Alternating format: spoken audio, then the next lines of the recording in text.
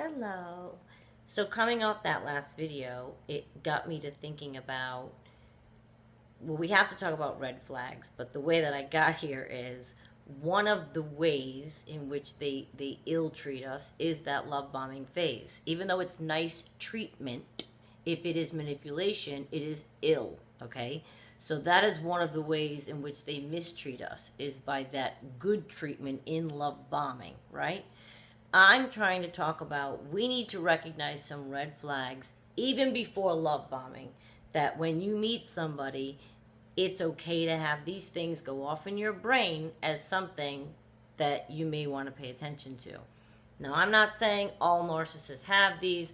I'm not saying that anyone who has these is a narcissist. What I am saying is there are some flat out red flags that, had I paid attention to, and I've gone through, I haven't only dated one narcissist. I've gone my whole dating and I've thought about it, and whether they're narcissists or not, these red flags can save you a lot of time, effort, and energy on the company you keep. Before you even spend time with them, like as you're getting to know them, like what are you seeing? We often ignore or don't give weight to the things we see when we meet people or spend time with people, because, and especially a narcissist, because they come on so strong. And we want the experience to be real, right? They get right to love bombing awfully fast sometimes. So now you're going to ignore, as you're getting to know this person. It could be all in one evening. You meet, they start love bombing right away, and you're learning about them. I want you to think about when you are in the throes of meeting somebody, there are things that you should pay attention to. We're charmed immediately, and that is already twisting our brain. Our boundaries are out the window. They've probably already broken 5 of them. Maybe you don't normally take a drink with a stranger, now you are. Maybe you don't normally, go from one location to another one with somebody you just met, now you just did, now you're in a restaurant. Maybe you don't, do you know what I mean? Like there's all kinds of boundaries you break right away within a narcissist in love bombing form is a very powerful, powerful tool. It can alter your brain to make decisions that you normally wouldn't. That's called you crushed your own boundaries. You did things that you would never have done. So if you do step back in the future as you meet people and you take a mental inventory, you could sometimes, with just paying attention and not ignoring. I do pay attention. I know these things and I ignored them. Ignored. One of the first things people, and I guess we have to say this, is are they divorced or are they married? Now, that sounds like an easy one for many of you, right? You go right to, well, of course, I mean, if he's married, then that's just a totally different thing. Then they got what they deserve. They were, with somebody else's man or girl or whatever. First of all, we don't do that here. And second of all, things happen. And third of all, somebody can sell themselves to anyone in any way, shape, or form they want.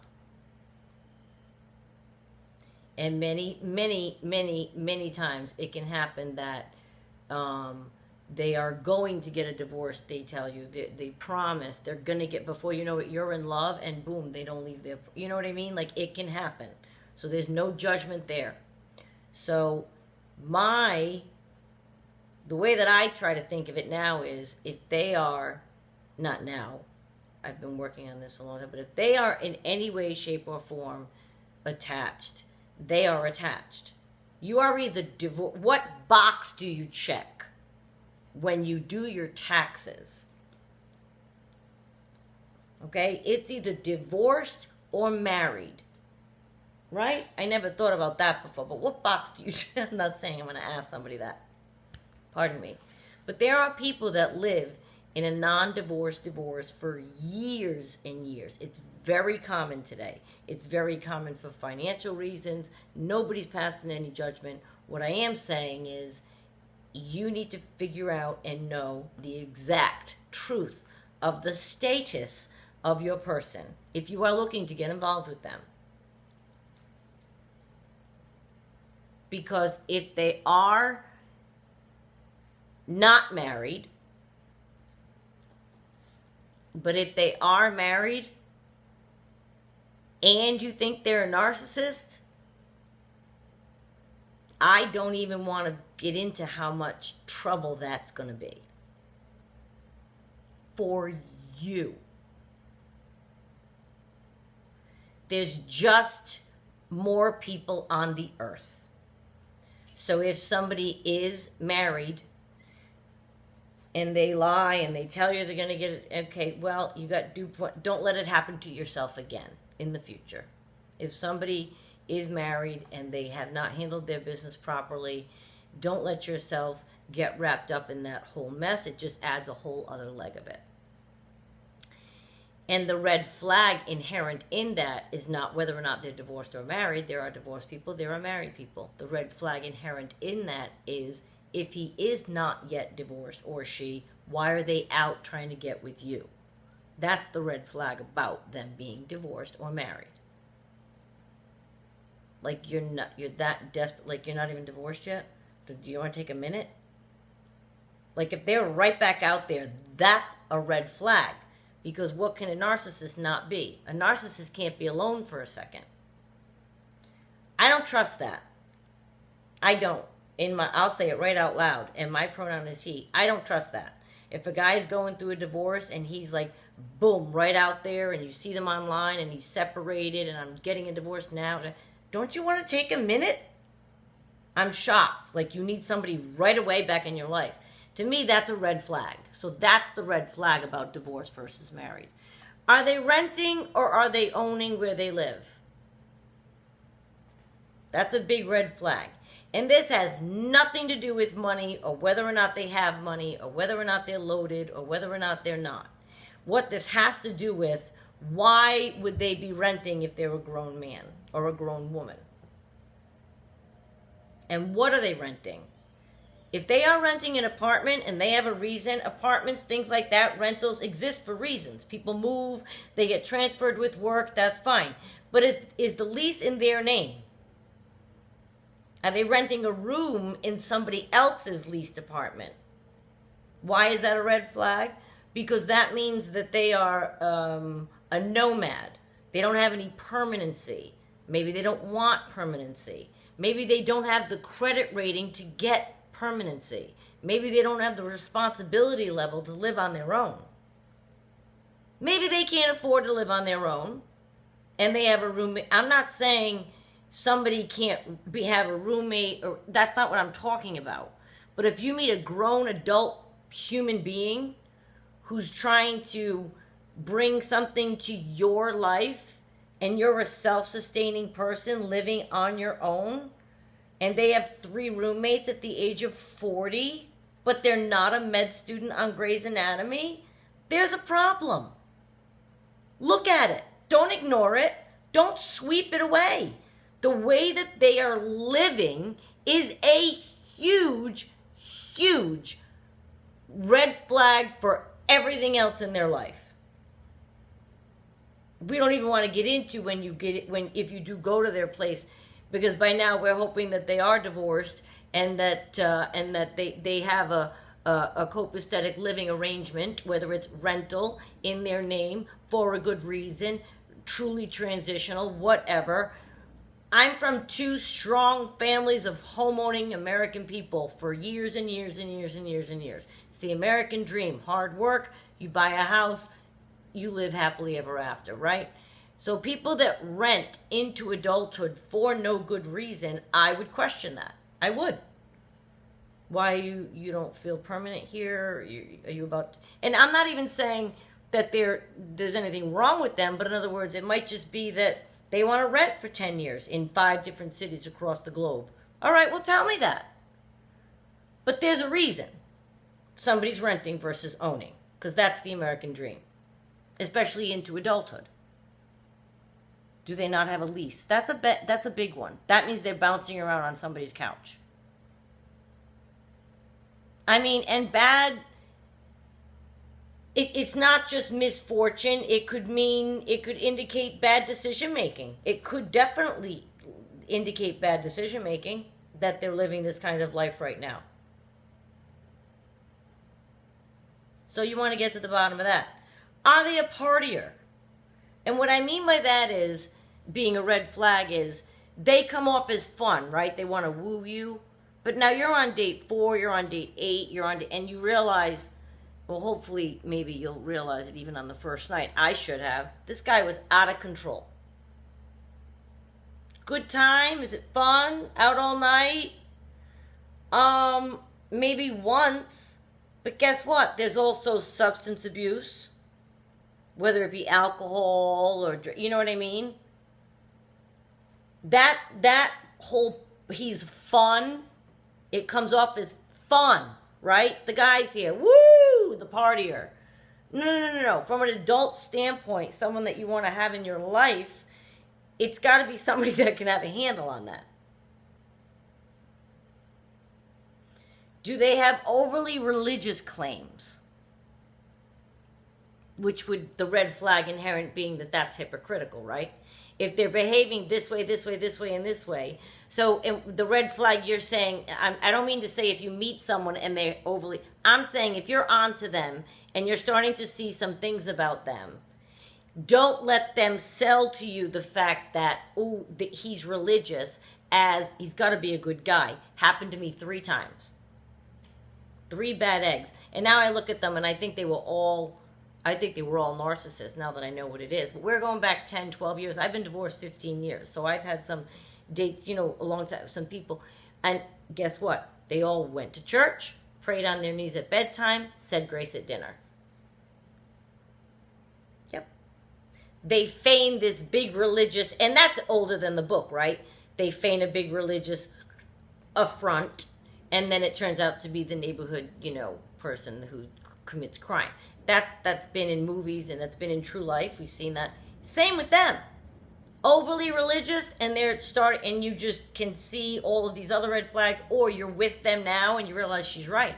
Because they try to portray themselves to themselves as good.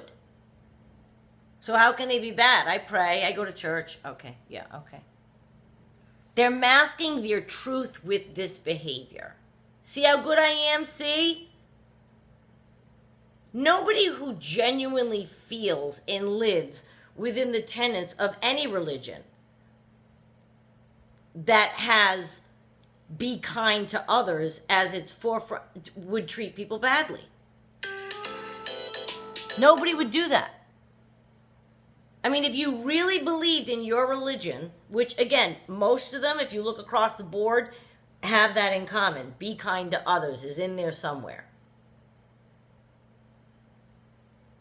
Yet, in their case, they're the same person that's feigning all this religious stuff, but that's the same person that's going to devalue you? So I guess they ignore the be kind to others part, I guess. They just ignore it. They talk badly about others. They have impulsive decision making. They have vanity beyond what is normal. It doesn't mean, they're good looking. It could mean so much value they place on it. Health is good. They take care of themselves. That's good, okay? But do they carry themselves in the I'm superior, I'm all that, look at me, constant pictures of themselves on their phone, constantly looking at themselves? That's a red flag that you should pay attention when we meet people. Or they're very into looking and seeing the way that you're looking. That can also be vanity. They want to make sure that you look a certain way. So are they fun or are they irresponsible? Are they spontaneous or are they reckless? Look at the red flag of it. Don't just take their recklessness as spontaneity because you so want this fairy tale to be real. Notice these red flags. Don't steamroll over them. Don't take reckless driving. That one used to crack me up. Yeah, okay, that's fun. No, you could die. It's a grown man. It's not funny. It's not smart. It's not responsible. I've known a lot of people that have had bikes, motorcycles, Harleys. And so I've been the passenger on one more than one time. And I know the manners. I see what they do. I've been with a driver who drove for decades. Guess what? You could tell the newbie or the person trying to be cool from the person that drove for decades. They think it's funny to drive all reckless. It's not funny. There's rules for a reason. Reckless driving is another red flag. I think that it's completely immature, especially if you have somebody else in the car now and you're responsible for them. And we're not even getting into how they treat you yet. A lot of these red flags are before you even meet them or get really even to them treating you yet. Because right now they might be love bombing you, so it might feel okay. But so much can be detected right on sight if we keep our eyes open and hold your boundaries tight that you have set for yourself. We may see in the beginning stages of meeting someone these ridiculous things we don't want to see, and we ignore them. Don't do that. Don't ignore the signs you might see. What might they mean? Ask yourself. Ask questions. Is there a lot wrong with this person? Or don't even ask. You don't have to cause a fight. But I mean, take it from the start in your head and look at it and say, you know, the married thing alone could save people a lot of time. No judgment, just lessons, hard learned. And if he's overly attentive to you, that could be a show. That's a red flag. Overly attentive. We all love it. You drink it in. But monitor the amount. Is it a show? Is it like the fact that everyone in the restaurant is looking at you because he's being so nice to you and they're wishing, oh, they're thinking, oh, he's so wonderful to her. That's for him that he's doing that. Mine did that. Take the silverware out, wipe it, put the napkin on my knee, put his arm a certain way, give me a kiss. And he'd say right out, he goes, you know, because he wanted everyone to want to be me. That's about him. He's behaving in a certain way to make people say that about him. They want to see you again so fast that you're canceling stuff that you had lined up.